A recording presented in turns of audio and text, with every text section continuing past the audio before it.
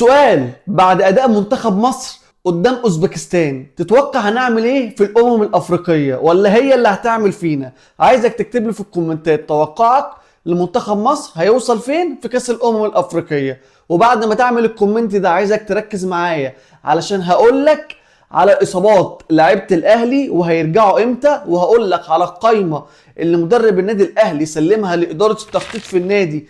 قايمة الراحلين فيها 4 و2 اتمسك بيهم المدرب.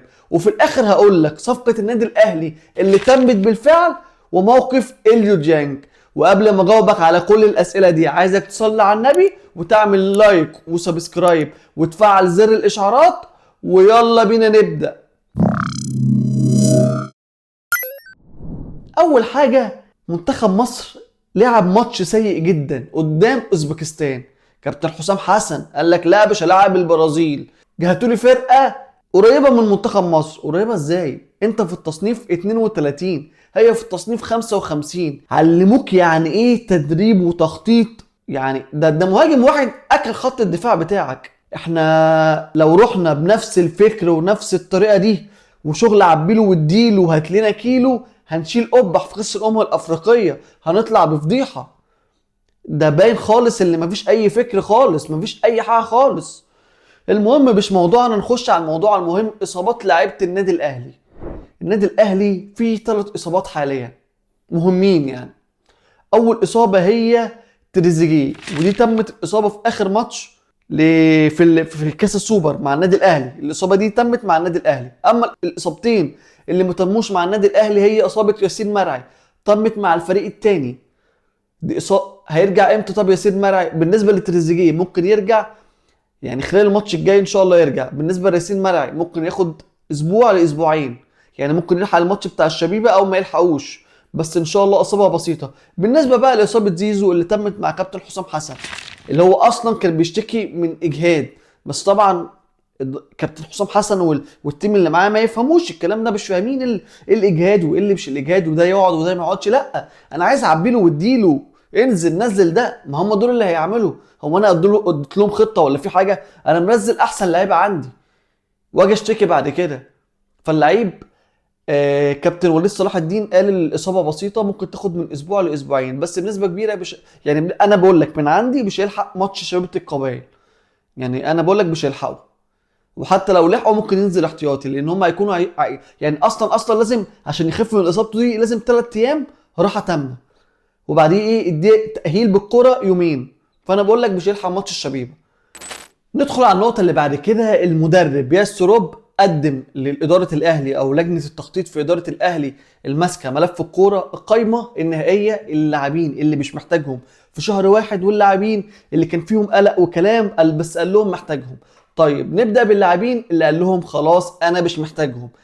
اول واحد طبعا قفشه، قال مش محتاجه خالص، شوفوا سواء هتبيعوه او اعاره.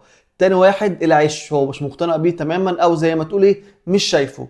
اما اللاعب اللي بعد كده هو عمر كمال. عمر كمال نفس موقف العش، هو شايف اللي هو مش محتاجه خالص، او مش هيقدم له اللي هو عايزه، او مش امكانياته مش زي اللي هو طالبها.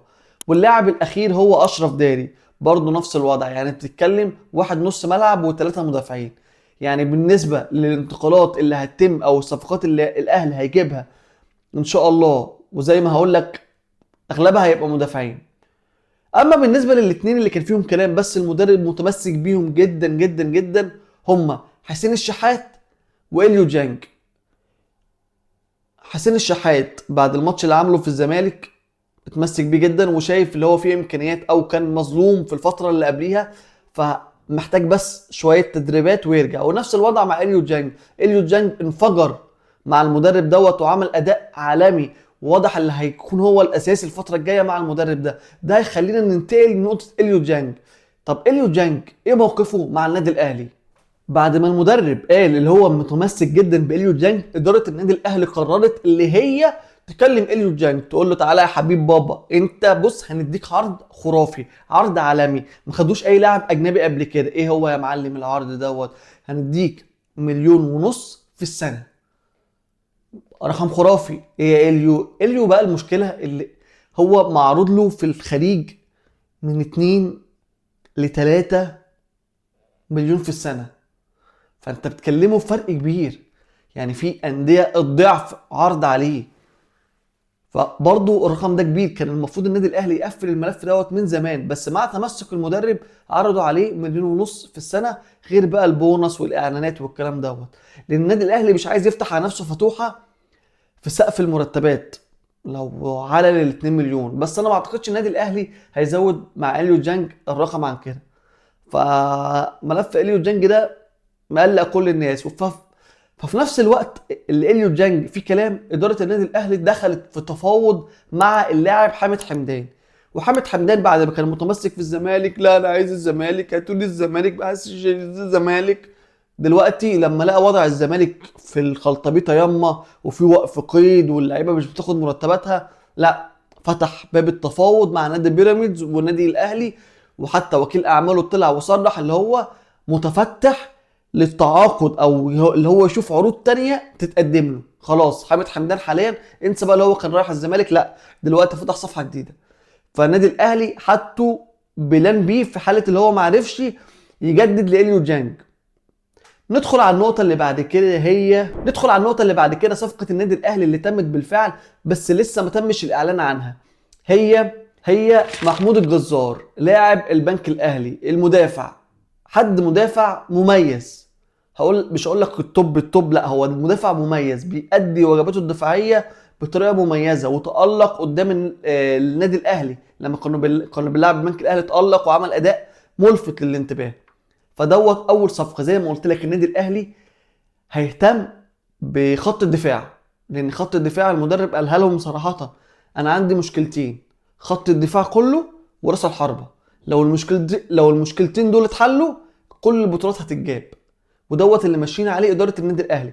وطبعا انا بقول لك في مفاجاتين اقوياء جدا في مركز راس الحربه، هيتم الاعلان عنهم شهر واحد. بس حتى الان النادي الاهلي او السيستم الجديد بتاع النادي الاهلي مش عايز يجيب لعيبه بسقف مرتبات عاليه.